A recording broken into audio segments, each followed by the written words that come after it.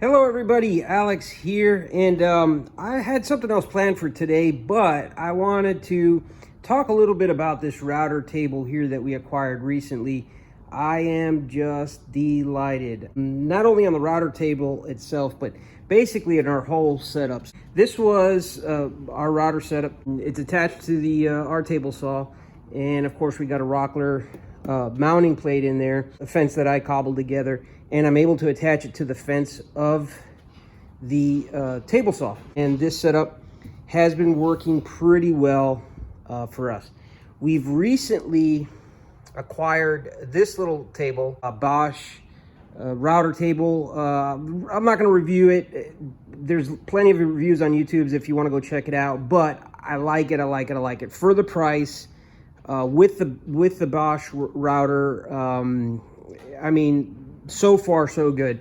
What I really liked is this base plate here has leveling screws, and you're able to really get this flush to the table here, so the pieces slide through nice and smooth.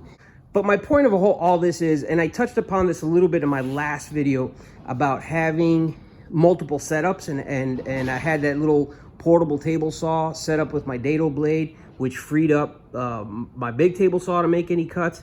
It really just improves the workflow here. So get some cabinet doors here I got some clamped up, and of course I've got my set up for rails and stiles on each router. Saves so much time. We had an old Craftsman router in the workbench that I took out, dusted off. It's working just fine. It's working just fine for what I needed to do, which is to cut, make the first cut out of my rails. And then I've got the other bit set up over here to cut the stiles. The workflow just goes so much easier. I start off by cutting material with the chop saw. I come over here and I make my first cut with the on the rails. I move over here and finish up the cut.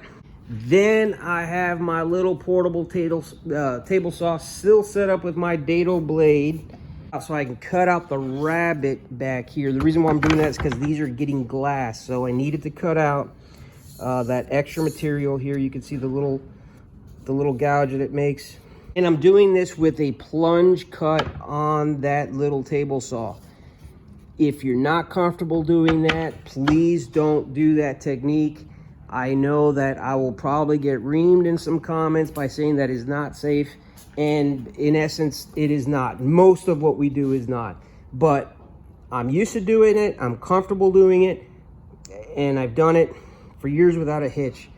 Again, I don't recommend it. This isn't a how-to channel. This is just simply sharing with y'all what I use and what I like. That's it. I just wanted to, maybe just discuss again the advantage of basically having two setups. If your budget can afford it, it is worth its weight in money and then some, to be able to go from cut to cut to cut without changing the bits, without stopping and doing any setups.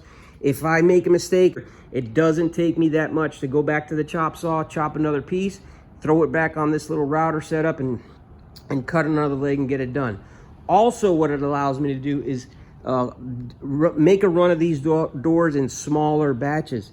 I have 24 of these that I need to do. I'm doing 6 doors at a time, basically. I don't want to keep all my clamps occupied, and also space. We got a small shop. I just, we can't put together all these doors and just have them stacking around. I got to get them in small batches, get them sanded, get them prepped, and then move along somewhere else for paint. Anyway, thanks a lot. Thank you all for watching. Thank you all for commenting. Again, just wanted to share our setup, and wanted to share my delightment with this double router setup, especially this little Bosch router table. If you're on the fence about buying it, don't worry about it anymore. It's worth the money. Thank you everybody for watching. Good luck. God bless.